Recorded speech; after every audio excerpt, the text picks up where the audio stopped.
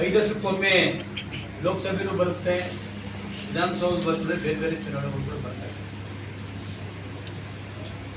ಈ ಚುನಾವಣೆ 2024ರ ಲೋಕಸಭಾ ಚುನಾವಣೆ ರೈತರ ಸಮುದಾಯದ ದೃಷ್ಟಿಯಿಂದ, ದುಡಿಯೋ ವರ್ಗದ ಜನರ ಈ ದೃಷ್ಟಿಯಿಂದ ತುಂಬ ಪ್ರಮುಖವಾದಂಥ ಮಹತ್ವವಾದಂಥ ಚುನಾವಣೆ.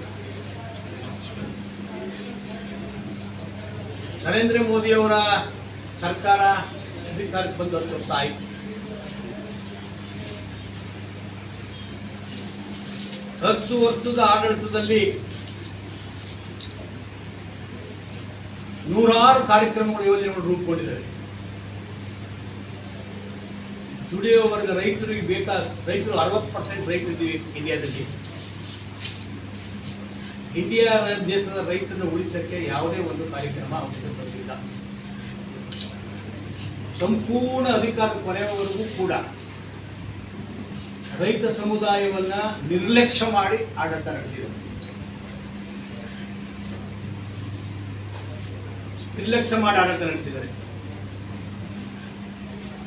ಮತ್ತೆ NDA ನೇತೃತ್ವದ ಸರ್ಕಾರ ಅಧಿಕಾರಕ್ಕೆ ಬಂದರೆ ಕೇಂದ್ರದಲ್ಲಿ ರೈತರ ವಂಶ ನಿರ್ವಂಶ ಆಗುತ್ತೆ. ಅದರಿಂದ ಮೊನ್ನೆ ಡೆಲ್ಲಿಲಿ 14ನೇ ತಾರೀಕು 22 ರಾಜ್ಯದ ರೈತರು ರಾಮಲೀಲಾ ಮೈದಾನದಲ್ಲಿ ಬೃಹತ್ ಸಮಾವೇಶ ಮಾಡಿದ್ರು. ರೈತ ಕಾರ್ಮಿಕ ಪಂಚಾಯತ್ ಅಂತ, ಬರೀ ರೈತರೇ ಇಲ್ಲ, ಕಾರ್ಮಿಕ ದೊಡ್ಡ ಸಂಘಟನೆ, 30 ಕೋಟಿ ಸದಸ್ಯರು ಹೊಂದಿರುವಂಥ JCPO ಸಂಘಟನೆ ಇದೆ. ಜಂಟಿ ಪಂಚಾಯಿತಿಯಲ್ಲಿ, ರೈತ ಕಾರ್ಮಿಕ ಜಂಟಿ ಪಂಚಾಯಿತಿಯಲ್ಲಿ 1 ಸಾಲಿನ ನಿರ್ಣಯನ ಕೈಗೊಂಡಿದೆ.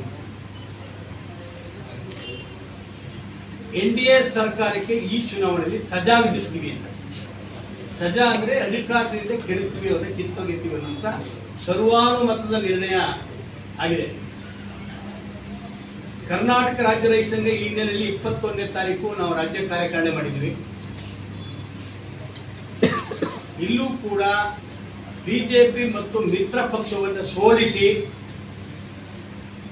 ರೈತ ಸಮುದಾಯವನ್ನು ಉಳಿಸಿ, BJP ಮತ್ತು ಮಿತ್ರ ಪಕ್ಷಗಳನ್ನು ಸೋಲಿಸಿ ಈ ಚುನಾವಣೆಯಲ್ಲಿ ರೈತ ಸಮುದಾಯವನ್ನು ಉಳಿಸಿ ಅಂತ ಘೋಷವಾಕ್ಯದ ನಡುವೆ ಈ ಸಾರಿ ಚುನಾವಣೆಯನ್ನು ನಾವು ಒಂದು ಚಳುವಳಿಯಾಗಿ, ಸಿವಿಲ್ ಸೊಸೈಟಿಯ ಭಾಗವಾಗಿ ಕ್ಯಾಂಪೈನ್ ಮಾಡ್ತೀವಿ.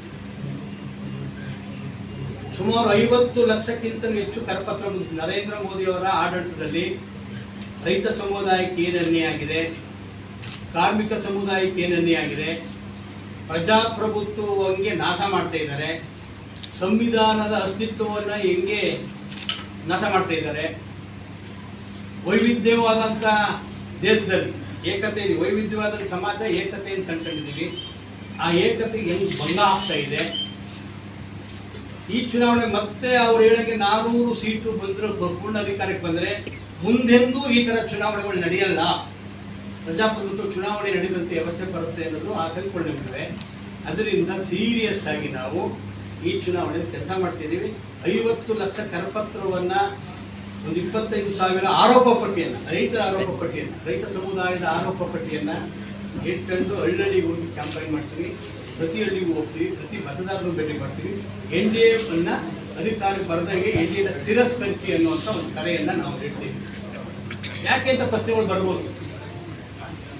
2014ರ BJP ಪ್ರಣಾಳಿಕೆ ನಿಮ್ಮಲ್ಲಿ ಇರ್ತದೆ, ಪತ್ರಕರ್ತರು ನಮ್ಮಂತೂ ಇದೆ. ಅದರಲ್ಲಿ ಸ್ಪೆಸಿಫಿಕ್ ಆಗಿ ರೈತ ಸಮುದಾಯಕ್ಕೆ ಏನು ಕೊಡ್ತೀವಿ ಅಂತ ಹೇಳಿದಾಗ,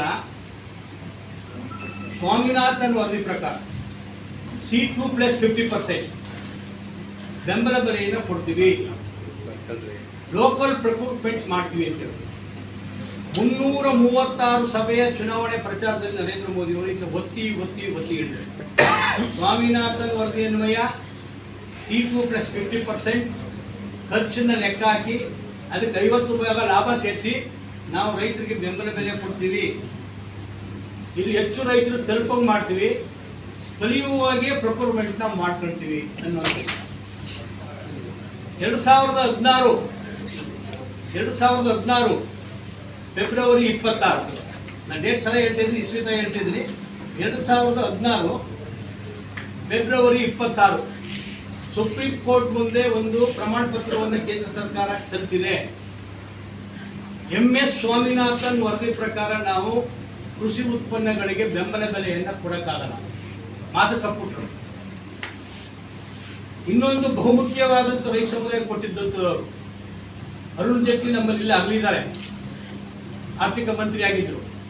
2022 ಫೆಬ್ರವರಿಗೆ ರೈತರ ಇನ್ಕಮ್ನ ಡಬಲ್ ಮಾಡ್ತೀವಿ ಅಂತ ಹೇಳಿ ಕಳೆದೋಯ್ತು. 2 ವರ್ಷ ಆಗೋಯ್ತು, 22 ಆಗಿ 2 ವರ್ಷ ಆಗೋಯ್ತು. ರೈತರ ಇನ್ಕಮ್ ಡಬಲ್ ಆಗಲಿಲ್ಲ. ಕೃಷಿ ಸಬ್ಸಿಡಿಗಳು ಒಂದೊಂದ ಕಡಿಮೆ ಮಾಡ್ತಾ ಬಂದರು. ಇನ್ಪುಟ್ಸ್ ಮತ್ತೆ ಕೃಷಿ ಪರಿಕರಗಳ ರೇಟನ್ನು ದುಬಾರಿ ಮಾಡಿದ್ರು. ಕೃಷಿ ಉತ್ಪನ್ನ ವೆಚ್ಚ ಡಬಲ್ ಆಯಿತು, ಗ್ರಾಹಕರಿಗೂ ತೊಂದರೆ ಆಯಿತು. ಇವೆರಡೂ ವಿಚಾರಗಳನ್ನ ಮಾತು ತಪ್ಪಿದಿರಿ ಅಂತ ಪ್ರತಿಭಟಿಸಿ ಡೆಲ್ಲಿಗೆ ಹೋದ್ರು. 2022 ನಾವು ಡೆಲ್ಲಿ ಕೂಡ್ಕೊಳ್ಳೇ ಇಲ್ಲ. ಯಾವ ತರ ಮಾಡಬಾರ್ದು ಕೆಲಸಗಳೆಲ್ಲ ಮಾಡಿದ್ರು. ರೈತರನ್ನ ಭಯೋತ್ಪಾದಕರ ತರ ಚಿತ್ರಿಸಿದ್ರು. ಬೇರೆ ದೇಶಗಳು ರೈತರ ಮೇಲೆ ಈ ಸರ್ಕಾರ ನಡೀತಿರೋಂಥ ಖಂಡಿಸಿದ್ರು. ಬ್ರಿಟನ್ನಲ್ಲಿ ನಮ್ಮ ಇಂಡಿಯಾ ದೇಶದ ವಿದ್ಯಾರ್ಥಿಗಳು ದೊಡ್ಡ ಒಂದು ಸೇತುವೆ ಮೇಲೆ ಬಾವುಟ ಹಿಡಿದು, ಇಂಡಿಯಾ ದೇಶದ ಬಾವುಟ ಹಿಡಿದು ರೈತರ ಪರ ನಿಂತ್ಕೊಂಡ್ರು. ಹೆಂಗ್ ನಡ್ಕೊಂಡ್ರು. 383 ದಿನ ಚಳವಳಿ ನಡೀತು. 383 ದಿನ ಚಳವಳಿ ನಡೀತು. ಕೊನೆಗೂ ತಗ್ಗಿದ್ರು, ಬಗ್ಗಿದ್ರು, ಕ್ಷಮೆ ಕೊಟ್ಟರು ರೈತ ಸಮುದಾಯನ. 3 ಕಾಯ್ದೆಗಳನ್ನು ವಾಪಸ್ ಪಡೆಯುವಾಗ ಲಿಖಿತ ಭರವಸೆ ಕೊಟ್ಟ ಸಂಯುಕ್ತ ಕಿಸಾನ್ ಮೋರ್ಚಾಕ್ಕೆ, ಕರ್ನಾಟಕ ರಾಜ್ಯ ರೈತ ಕೂಡ ಅದ್ರ ಭಾಗ ಸದಸ್ಯ. ಏನ್ ಕೊಟ್ಟಿದ್ದಾರೆ? MSP ಮಾಡಕ್ಕೆ ಕಮಿಟಿ ಮಾಡ್ತೀವಿ ಅಂದ್ರು. ಕಮಿಟಿ ಮಾಡಿದ್ರು. ನಿಜವಾದವ್ರು ಯಾರು ತಗೊಳ್ಳಿಲ್ಲ. ಅವ್ರ ಪರ ಇದ್ದವರು ಆ ಕೃಷಿ ಕಾಯ್ದೆಗಳನ್ನ ಒಪ್ಕೊಂಡಿರುವಂತ ಸದಸ್ಯರು ಮಾಡಿದ್ರು. ರೈತರ ಮೇಲಿರೋ ಕೇಸ್ಗಳನ್ನ ವಾಪಸ್ ಪಡಿತೀವಿ ಅಂದ್ರು. ಯಾವುದೂ ಆಗಲಿಲ್ಲ. ಮತ್ತೆ ಡೆಲ್ಲಿಗೆ ಹೋದ್ರೆ ಹೆಂಗ್ ನಡೆಸ್ತಾರೆ ಗೊತ್ತಿದೆ. ಸಂಪೂರ್ಣವಾಗಿ ರೈತರನ್ನ ನಿರ್ಲಕ್ಷ್ಯ ಮಾಡಿದೆ. ಇವರ ಆಡಳಿತದಲ್ಲಿ 10 ವರ್ಷದ ಆಡಳಿತದಲ್ಲಿ 1,274,000 ಜನ ಆತ್ಮಹತ್ಯೆ ಮಾಡಿದ್ದಾರೆ ರೈತರು. 1,74,000 ಜನ 1,74,000 ಜನ ಆತ್ಮಹತ್ಯೆ ಮಾಡ್ಕೊಂಡಿದ್ದಾರೆ. ರೈತರ ಆತ್ಮಹತ್ಯೆ ಬಗ್ಗೆ ಒಂದು ಸಿಂಪತಿನೂ ಕೊಡಲಿಲ್ಲ, ಒಂದು ಸೌಜನ್ಯಕ್ಕೂ ಸ್ಪಂದಿಸಲಿಲ್ಲ. ಯಾಕೆ ಕಾರಣ ಅಂತ ಕಂಡುಹಿಡಿಯಕ್ಕೆ ಒಂದು ಸಣ್ಣ ಸಮಿತಿನೂ ಕೂಡ ಮಾಡಲಿಲ್ಲ. ಅಂದ್ರೆ ರೈತರ ಸಾವು ಆತ್ಮಹತ್ಯೆ ಲೆಕ್ಕಕ್ಕಿಲ್ಲ. ಈ ಥರದ ಒಂದು 10 ಆರೋಪ ನಿಮ್ಮ ಮುಂದೆ ನಾವು ಕೊಡ್ತಾ ಇದ್ದೀವಿ. ಅದರಿಂದ ರೈತ ಸಮುದಾಯ ಕಳ್ಳೇಬೇಕು. ರೈತ ಸಮುದಾಯನ ಎದುರಾಕೊಂಡು ಅಧಿಕಾರದಲ್ಲಿ ಇಲ್ಲ.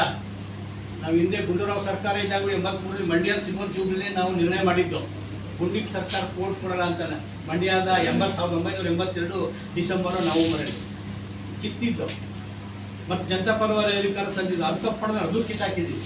ಮತ್ತು BJP ಓಟ್ ಪಡೆದು ರೈತರನ್ನ ಅಧಿಕಾರಕ್ಕೆ ಹೋಗಿ ರೈತರನ್ನ ಇಷ್ಟು ಅವಮಾನಕ್ಕೆ ನಡೆದಿರೋದ್ರಿಂದ ಮಿತ್ರ ಪಕ್ಷದ BJP ಮತ್ತು ಮಿತ್ರ ಪಕ್ಷಗಳನ್ನ ನಾವು ಇಂಡಿಯಾದಲ್ಲಿ ಡಿಫೀಟ್ ಮಾಡಬೇಕು ಅಂತ ನಿರ್ಧಾರ ಮಾಡಿದ್ವಿ. ಕರ್ನಾಟಕ ರಾಜ್ಯ ರೈತ ಸಂಘ ಕರ್ನಾಟಕದ 28 ಲೋಕಸಭಾ ಕಾನ್ಸ್ಟಿಟ್ಯೂಷನ್ ಕೂಡ ಈ ಅಭಿಯಾನವನ್ನು ಮಾಡ್ತೀವಿ. ನಾವು ಸಕಾಲ ಇಟ್ಕೊಂಡು ಅಭಿಯಾನ ಮಾಡ್ತೀವಿ. ನಾವೇ ಸ್ವಂತ ಸಂಘದವರೇ ಹೋಗ್ತೀವಿ. ಸಿವಿಲ್ ಸೊಸೈಟಿ ಇದೆ, ಎದ್ದೇಳು ಕರ್ನಾಟಕ ಇದೆ. ರೈತ ಸಮುದಾಯ ಕೆಲಸ ಮಾಡುತ್ತೆ, ದಲಿತ ಸಮುದಾಯ ಕೆಲಸ ಮಾಡುತ್ತೆ, ಬೇರೆ ಕಾರ್ಮಿಕ ಸಮುದಾಯ ಒಟ್ಟು ಸಿವಿಲ್ ಸೊಸೈಟಿಯ ಸಂಘಟನೆಗಳು ಸಮನ್ವಯತೆಯಿಂದ ಮಾಡ್ತೀವಿ. ಮತ್ತೆ ಇವತ್ತು ಜಾತ್ಯತೀತ ಜನತಾದಳು ಕೂಡ ರೈತರ ಪರ ಇಲ್ಲ, ರೈತರ ಪಕ್ಷ ಅಂತಿದ್ರು. ರೈತರ ಪರ ಒಪ್ಕೊಂಡಿಲ್ಲ. ಯಾಕೆ ಅಂತ ಉದಾಹರಣೆ ಕೊಡ್ತೀವಿ. BJP ಕುಮಾರಸ್ವಾಮಿ ಸರ್ಕಾರವನ್ನು ಉಳಿಸಿ BJP ಯಡಿಯೂರಪ್ಪ ಸರ್ಕಾರ ಅಧಿಕಾರದಲ್ಲಿ ಇದ್ದಾಗ 2020ರಲ್ಲಿ ಭೂ ಸುಧಾರಣೆ ಕಾಯ್ದೆಗೆ ತಿದ್ದುಪಡಿ ತಂದ್ರು ಯಡಿಯೂರಪ್ಪ ಸರ್ಕಾರ. 17A-B-C ಅಮೆಂಡ್ಮೆಂಟ್ ತಗೊಂಡ್ರು. ಕಾಗೋಡು ಸತ್ಯಾಗ್ರಹ 1951ರಲ್ಲಿ ಲೋಹಿಯಾ ನೇತೃತ್ವದಲ್ಲಿ, ಗೋಪಾಲಗೌಡರ ನೇತೃತ್ವದಲ್ಲಿ ನಡೆದಿದೆ. ಇಡೀ ದೇಶಕ್ಕೆ ಮಾದರಿ ಚಳವಳಿ ಗಣಿದಾರರ ಪರ. ಭೂ ಸುಧಾರಣಾ ಕಾಯ್ದೆ ತಿದ್ದುಪಡಿಗೆ ಸಪೋರ್ಟ್ ಮಾಡಿ ಕೈ ಎತ್ತಿದ್ದಾರೆ ಜನತಾದಳದ ಅವತ್ತಿದ್ದ ಕುಮಾರಸ್ವಾಮಿ ಅವರು ಸೇರಿದಂಗೆ ಶಾಸಕ ಮತ್ತು ನಾಯಕರಾಗಿ ಎಲ್ಲರೂ ಕೂಡ ಅದಕ್ಕೆ ಕೈ ಎತ್ತಿ ಬೆಂಬಲಿಸಿದ್ದಾರೆ. APMC ಕಾಯ್ದೆ ಕಾರ್ಪೊರೇಟ್ ಕರಣ ಆಗ್ತಿತ್ತು. ಕಾರ್ಪೊರೇಟ್ ಕರಣಕ್ಕೆ ಅಂಬಾನಿ ಅದಾನಿಗೆ ಲಾಭವಾಗುವಂಥ ಕ್ರಿಯೆಯನ್ನು ಕೇಂದ್ರ ಸರ್ಕಾರ ಮಾಡಿತ್ತು, ಅದು ಪೂರ್ವಕವಾಗಿ ರಾಜ್ಯ ಸರ್ಕಾರ ಯಡಿಯೂರಪ್ಪ ಸರ್ಕಾರ ಅಮಲ್ಗೊಳಿಸಲಿತ್ತು. ಅದನ್ನು ಕೂಡ ಜನತಾದಳ ಬೆಂಬಲಿಸಿದೆ. ಯಾವ ಥರ ಬೆಂಬಲಿಸೋರು? ರೇವಣ್ಣವರು ಹೊರಟ್ಟಿಯವಾಗಿದ್ದರು ಜನತಾದಳದಲ್ಲಿ.